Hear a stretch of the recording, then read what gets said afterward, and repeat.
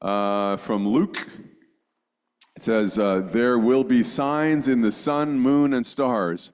On the earth, nations will be in anguish and perplexity at the roaring and tossing of the sea.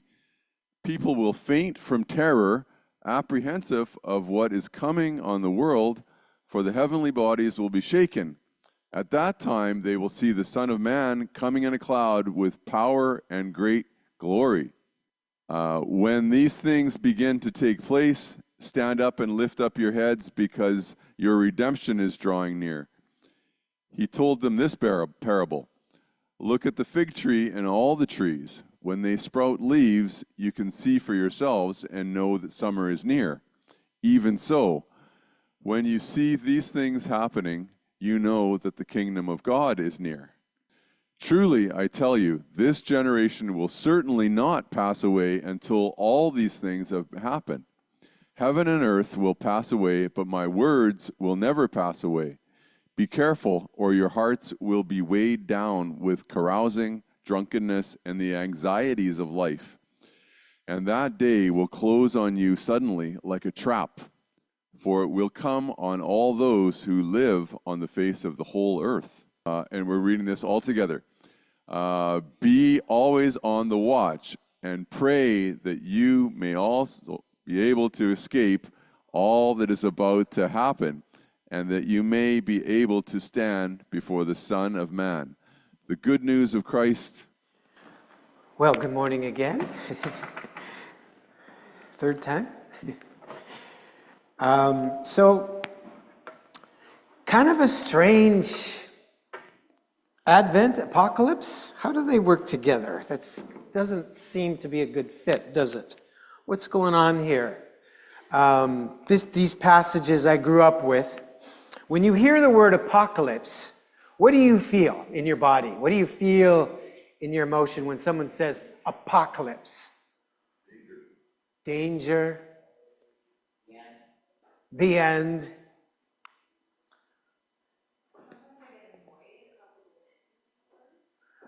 Annoyed at how people misuse the word. Yeah, it generally kind of conjures up feelings of dread or fear, doesn't it? Often with association with movies. But we're now in this season of Advent where it was a period of expectation and waiting and hope.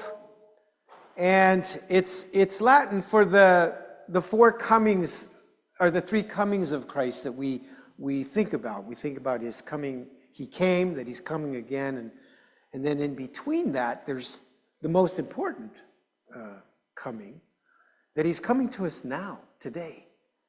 And how can we learn, how can we hold that in tension? So the question is, if Advent is about expectation and hope, why are these apocalyptic readings? Joanna and Wade's family read from Isaiah. Sonny read very hopeful passage from Isaiah. And of course the Psalm was very hopeful. But why does it seem like our gospel reading just throws cold water all over our hope? With these frightening apocalyptic images of the world being shaken. So let me explain a bit more. I hope this shows up. But does anybody know what this is? Okay, this is the first residence I ever lived in. It's a Pentecostal church in Vulcan, Alberta. Really? That's so cool. Yeah, so when you go into Vulcan, there's of course the Starship Enterprise right at the entrance of the town, right? So what happened was my son and I took my son to the hospital in Lethbridge. He had this intake for a week. So I was bringing the dogs back from Lethbridge. Oh no, sorry, I'd taken him there and then stayed with the dogs in Calgary for a week, and then I went to pick him up, and we were on our way back. I said, let's go through Vulcan. You have to go a little bit off the way, but not much. So we went into Vulcan, and now you got to understand, I lived there until I was 6 years old, okay? And this was my first memories, everything that, the first 6 years of my life. So we drive into town, and I'm trying to feel where, 6 years old, right? I'm trying to feel where this place was, right? And then I remember I was pretty proud of myself. I said, I remember that water tower. You know, all those small towns on the prairies have these water towers and 500 elevators, right? And so I saw the water tower, and so I said, I think I know. And sure enough, boom, it shows up on this street. So he and I kind of took some time. That's him with Romeo. I don't know if you can see it there, his dog. And Domino was in the hospital at that time. So we just took some time to walk around the building, and it's now been renovated into a living unit where there's an upstairs unit and a downstairs unit. So we knocked on the door of the people upstairs because the people on downstairs were not home, and they let us take a look. So I asked them about what it was like downstairs. I said, when I lived there, the kitchen was here. They said it hasn't changed. Okay, so this is like 65 years. And these are my first memories. And that tower that you see at the front was the Sunday school room, still there. And at the back was this office where my dad used to have his study. And I still remember my first encounters with God. Anyway, it was really moving. And my son was very impressed with his grandpa's engineering and carpentry, because back then, pastors, they did everything. Like, so he built the foundation, he put the cement in, he did the footings, he did the framing, the drywall, the wiring, the plumbing, the roofing, the finish. He did it all. He had help. He had people helping him, but that's why when someone does a renovation project in my neighborhood and I hear saws and nails, it actually is quite healing for me to hear that. It's quite therapeutic. Because most of my childhood years, my dad was building the very unit that we were living in. And so the first 6 years of my life were in this Pentecostal church. And then he went and did it again in High Prairie, Alberta, about 2.5 hours north of Edmonton. But my Pentecostal upbringing has this amazing mix of what we've just talked about. There was a lot of hope and excitement and joy, but there was a lot of dread when it came to scriptures about the end time. And I grew up, and I remember in High Prairie when I was a teenager, I would come home constantly with this with this sense of fear that Jesus, because nobody was home, right? So I thought Jesus had come and left without me, and I'd been left behind. And it was a very kind of negative view of the world system. And our belief system was that the world was going to get worse and worse until the final battle of Armageddon. You heard that? And where Jesus, who had come as a lamb, will come as a lion. Have you heard that? And he'll wipe out all his enemies in a bloodbath. And in that light, warmongering, and this is no joke, and it's still affecting the evangelical church today, warmongering was actually encouraged by Christians with the twisted logic that we hope for another world war so that somehow it would hasten the end and the coming of Jesus. And the same was true of the environment. If it's all going to burn anyway, then just let it burn, save our souls, but, let the world go to hell. And so this interpretation of the apocalyptic literature just wasn't good news for me, for our kids. What kind of hope and future did it give us? So the question is, why did we think that way? And why, if we're lighting the candle of hope today, why did the lectionary choose this apocalyptic passage when we're talking about hope today? What were they thinking? So, first of all, it's important for us to understand what apocalyptic genre is. And Joanna already expressed her annoyance with it being misunderstood, and it is very misunderstood as a genre of scripture. First of all, apocalyptic means unveiling or uncovering. In other words, you're kind of in the ordinary, day-to-day, everything's still the same, but it uncovers that, and you see this cosmic dimension to what is going on. So it's an uncovering of what was previously hidden. It's common in books like Daniel in the Old Testament and Revelation in the New Testament. In some of the prophetic books like Daniel, some of the language that Isaiah uses is actually used by Jesus in this passage today. And the type of teaching that Jesus was doing today, he moved into an apocalyptic genre.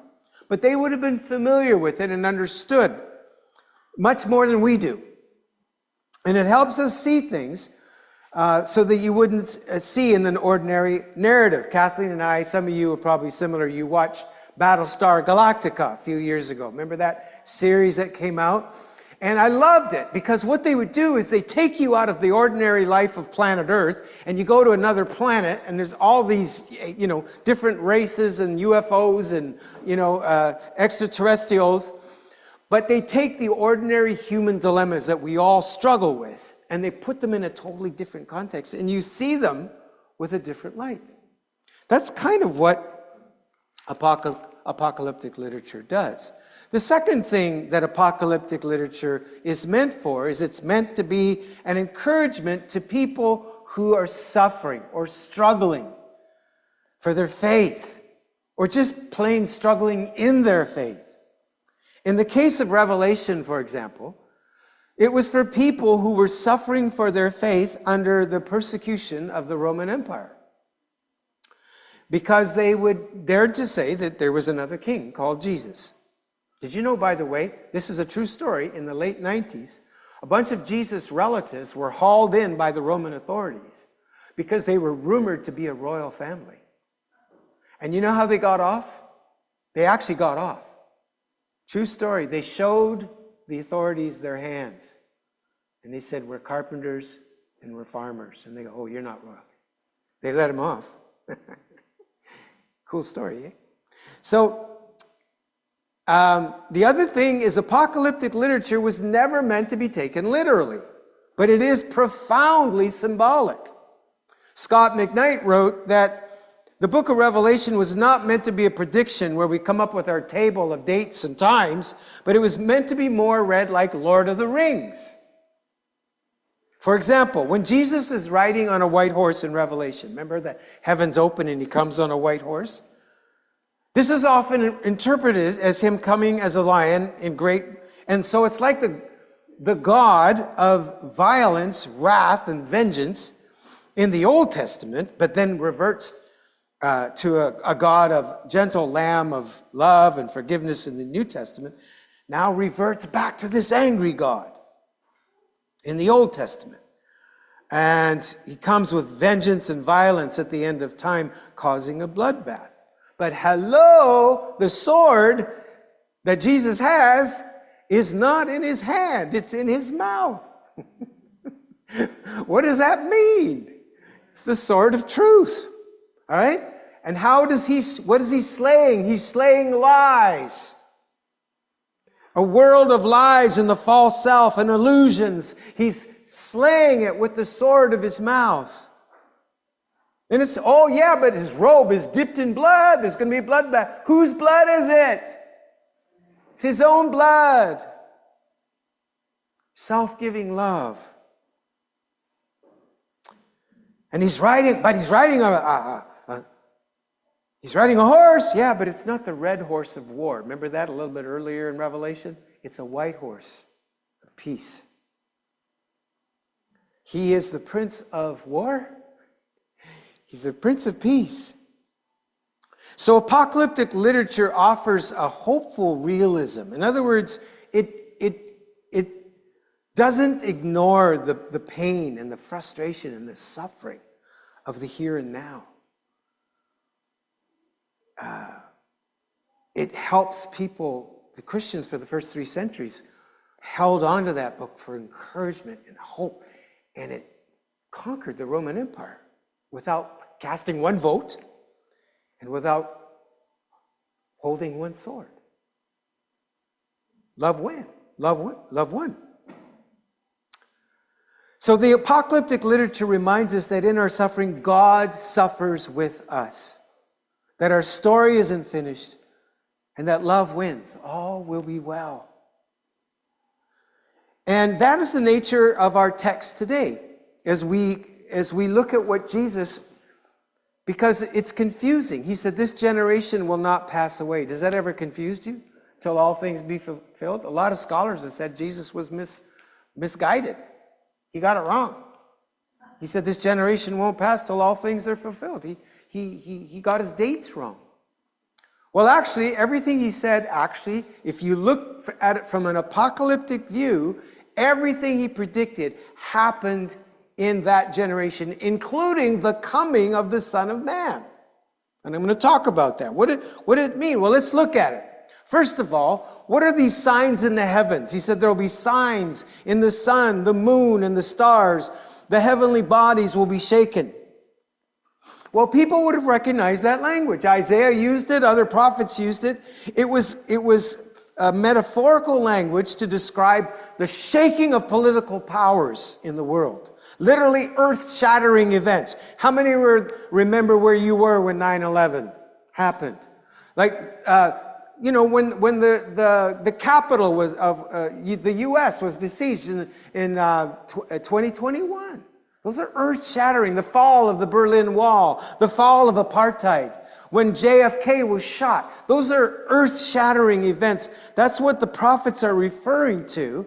And this is what happened in 68 AD. Nero, who had, even though he was a bit of a ruthless dude, he had brought a lot of stability to the Roman Empire, and he committed suicide.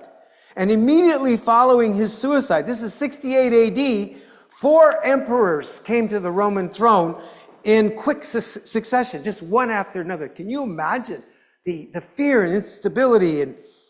And so the Pax Romana, or the Roman peace, had been shattered. Finally, an emperor named Vespasian came to power, and he commissioned General Titus to put an end to the Jewish revolts. Because as Jesus had predicted, a number of false messiahs had risen after him and said, he didn't know what he was talking about, this Messiah. He ended up on a cross. Loser, I'll lead you to victory. And so he said, let's revolt. Let's be like the Maccabees. Let's overthrow the Romans. And there were several revolts that were crushed, brutally crushed by the Romans. And finally, Vespasian said, enough. Titus, finish him off. And at 70 AD, the armies of Jerusalem the Roman army surrounded Jerusalem. They set up a blasphemous image in the temple, and all the Christian Jews remembered, hey, we remember Jesus talking about this. And he said, don't have some kind of false sense of national loyalty at that time, like you're supposed to stay in the city and go down with the ship. Jesus said, when you see that happening, get out. Get out of Jerusalem. And historically, that's exactly what happened. The Christian Jews left, and they brought many of their non-Christian friends and family and said, we got to get out of here. So they fled, and Jerusalem was then subjected to horrific starvation and slaughter. It was not the end of the world, but it was the end of their world. It was the end of the world that they had known. So these events all occurred in the first century. Jesus said this generation won't pass. Yeah, but Gordie, what about this one? The coming of the Son of Man. He said they will see the Son of Man coming in a cloud with great power and glory. That didn't happen, did it? Well, again, it's important to understand apocalyptic literature. Jews would have immediately recognized that imagery and that symbolism. It would have been a reference to Daniel 7. Those of you that have read the Old Testament may remember that Daniel had these crazy dreams and visions, right? Like Ezekiel and Isaiah and others, they had these visions. And Daniel saw a vision of 4 fierce beasts. The first one was a lion, which represented Babylon. The second one was a bear, which represented Persia. The third one was a leopard, which represented Greece. And then finally, he didn't even have a description for the last one. It was so horrible and horrific. It had iron teeth. He said it was just a horrible, ferocious thing.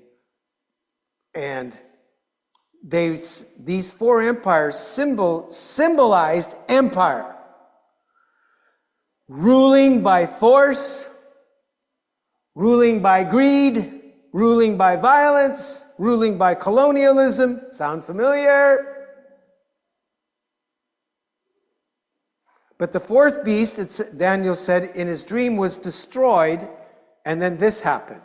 In my vision, at night, I looked, and there before me was one like a son of man, coming with the clouds of heaven. He approached the Ancient of Days and was led into his presence. He was given authority, glory, and sovereign power. All nations and people of every language worshipped him. His dominion is an everlasting dominion that will not pass away, and his kingdom is one that will never be destroyed. So, in this prediction, people would have recognized that as this Son of Man coming to receive the authority. But where is he coming to? He's coming to the Father. So this coming to Christ's throne was not a reference to his second coming to earth. It was a reference to his death, resurrection, ascension to the Father. As Paul said in Romans, therefore, God has highly exalted him. When? Now. And given him a name above every name. That at the name of Jesus, every knee will bow. Every tongue will confess. He has exalted him above all principality and power. So this was a description not only of Christ's death and resurrection and ascension, but it was also a description of in 70 AD when Jerusalem fell, Jesus was vindicated. And his predictions were shown to be true, and he was shown to be the true Messiah.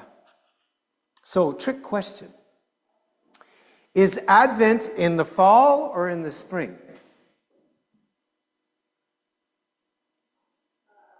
Think about it. It's kind of a trick question, isn't it? Because we're in a time when everything's dying. The darkness is getting darker. But you got to realize that if you live in Australia or in South America, it's springtime. So it's a good lesson to remember. That's why Kate Miller from U Hill Church in their calendar said, we don't make references to winter and Advent because it's actually more about spring. And Jesus tells us this parable, stay awake, watch for springtime. Oh, I just wanted to go back to that slide. Can I? Yeah. So he told them this parable. Look at the fig tree and all the trees. When they sprout leaves, you can see for yourselves and know that summer is near. Even so, when you see these things happening, which things? Things I just described. He said, when you see these things happening, know that the kingdom of God is near. Wow. So what? What do we do with that? Well, we need to stay awake. He says the critical thing is stay awake, because it's going to be tempting to go to sleep, right? So he says this, be careful. So apocalyptic literature, okay, even though this happened 2,000 years ago, it doesn't mean that there is an application for us today. Just because Revelation happened, most of it 2,000 years ago, doesn't mean there isn't something for us through that book today. There's encouragement. There's the uncovering of the feeling that it's just the same old, same old. No. There is a cosmic. I got to tell you, Tay and I have had fun this month. Tay rents the church out to weddings, and finally he started telling people, hey, I can rent out the pastor with the church if you want. So I've been rented out a couple of times this month, and it has been so fun. I had one on the 1st. Is this true, right, Tay? One was on the 1st of November. Oh, no, the 11th of November. And then the other one was yesterday. And both were unbelievable. The couple, I found out, they just had a small wedding party of maybe less than a dozen people. But they've been watching our podcast, and they want to come to our church. It's just a young, just beautiful couple and family. And they're just so hungry. And for me, it was just like pulling the lid off a little bit, going, what? You actually think we're interesting, But it's that apocalyptic. That's what apocalyptic does. Is it unveils and reveals and uncovers what's really going on, and we need that because we get bored and we get sleepy. That's why I love Lord of the Rings. That's why I love fantasy. But because it helps us see the reality of what's really going on. Be careful, or your hearts will be weighed down with carousing, drunkenness, and the anxieties of life. And that day will close on you suddenly like a trap. For it will come on all those who live on the earth.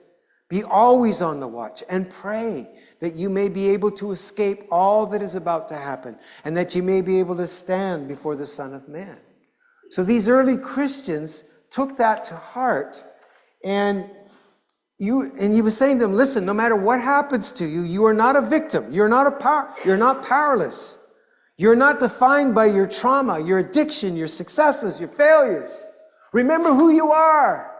Stay awake. Imagine it's 60 AD. Okay, imagine this. It's 60 AD, just a few years before the fall of Jerusalem. And you're part of the Jerusalem church. And remember, they had the Jerusalem blessing 30 years ago, kind of like the Toronto blessing. They had the Jerusalem blessing. It was just all bells and whistles, and things were exciting, and people falling over, and God's power was being revealed. But it's 30 years on, and it's just kind of gotten hard. N.T. Wright said that the Christian life is, we think it's kind of as you get older, it'll get easier. It's kind of hard when you start. He said, actually, no. It's like one of those hikes when you go to the mountains, and it starts easy, and then it gets harder, and then there's rock climbing. And I think he's right. That's been my experience. It gets harder. But God's with us, and we're learning, and the challenge is an opportunity for growth in encountering God in ways we never could. Even the dark night. That usually doesn't come to a baby Christian, right? The dark night of the soul. So Christianity exploded in a blaze of light, but now, in addition to all the external pressures that I've just described in Jerusalem, the church is struggling too. They're poor. There's been persecution. There's been controversy and division. People have left. Is it even sustainable anymore? James, their pastor, who was the younger brother of Jesus, he's getting old. And his younger brother, Jude, good name. Hey, Jude, can you imagine? And by the way, Jude said, hey, folks, you're getting tired. And he wrote this in his letter, keep yourselves in the love of God.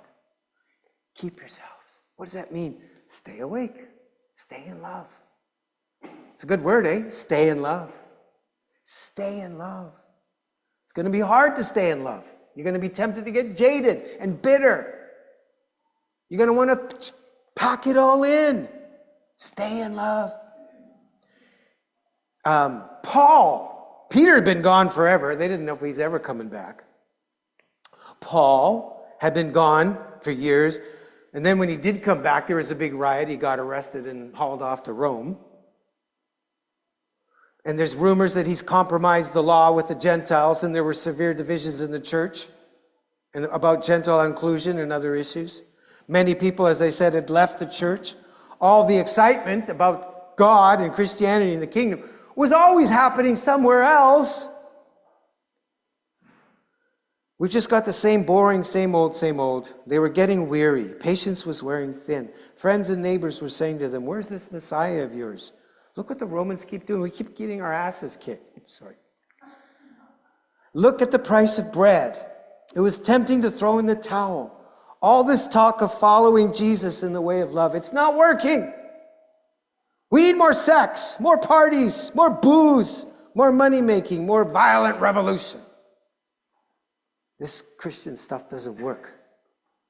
Jesus said, do whatever it takes. Stay awake.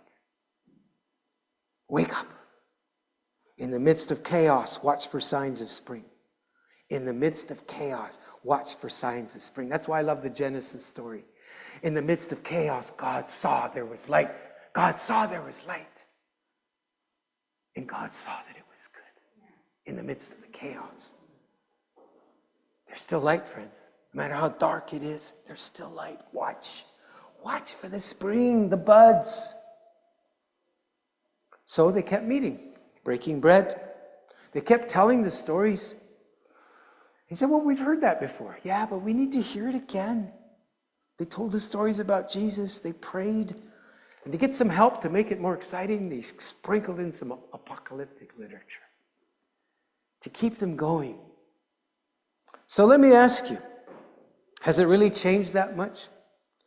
You know, has it ever been more tempting in your life to just throw in the towel? Now, if I'd have said that to those folks yesterday, they would have said, no, what are you talking about? Right? But for those of us that have been journeying 20, 30, 40, 50, 60 years, has it ever been more tempting to just throw in the towel?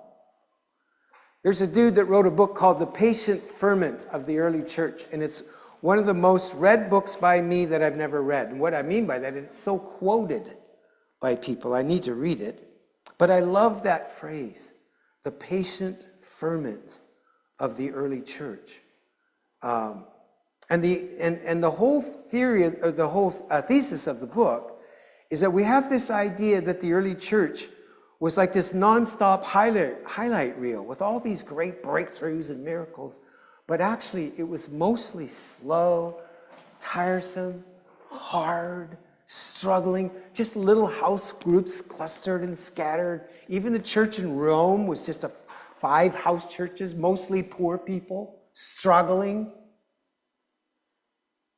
But he uses the word ferment, which is the same as the word leaven. And I think we need to, I do believe that there are breakthroughs sometimes in Christianity, in the kingdom. But most of it is not breakthrough. It's like Kathleen and I. We like to watch the Canucks games when they win, where we get the highlight reel from Sportsnet. It's like 5 minutes long, and we just see all the highlights. And somehow we want our Christianity to be that. We don't see the grinding in the corners, throwing their bodies in front of a puck, and the hard work. We don't see all the in-between stuff. And we want our Christianity to be like that. And so another image, I would prefer another image than breakthrough. I call it seepage. And what I mean by that is, sometimes when I walk, there's in my neighborhood, people are watering their lawns in the summer or when they're allowed to. And you see sprinklers, but then all of a sudden there's some lawns I look and go, wait a minute. I see water seeping up. It's a different kind of watering system, right? That's the kingdom. That's more what it's like. It's like the sea. Yeah. Not so spectacular, but it's coming. So, how do we watch? Find practices to slow down. Cultivate practices to stay awake. As Dallas Willard said, the key discipleship issue in this generation will be the ruthless elimination of hurry. And how do we do that? With the cost of living, with kids and errands and clubs and sports and dance, and it's complicated. How do we do that? We can. Keep meeting, keep breaking bread, keep retelling stories. Keep yourselves in the love of God. So for Advent, I really would encourage you to just cultivate some practices for staying awake. Find a good Advent devotional that you can go through. We've got a whole bunch by Sandra that she's done. I've gone through it several times. I've never felt like, the same old, same old. Every time there's just fresh insights. I highly recommend it. We found a whole bunch yesterday that are still available, hard copy. So you can pick one up at the back and just start to work your way through the Advent. I believe the Lord is offering us a gift as a church. And early in the new year, we want to go through a video series called Practicing the Way. So do I just click play, Dave?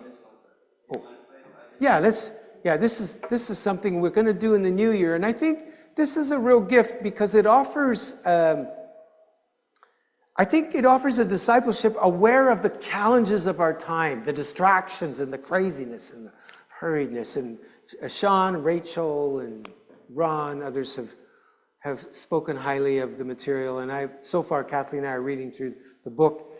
And so we want to incorporate this in the church. So can you just show that tape? Who are you following?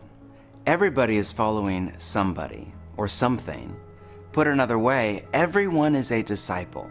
The question is not, are you a disciple? It's who or what are you a disciple of? 2,000 years ago, Jesus invited his first disciples to come and follow me.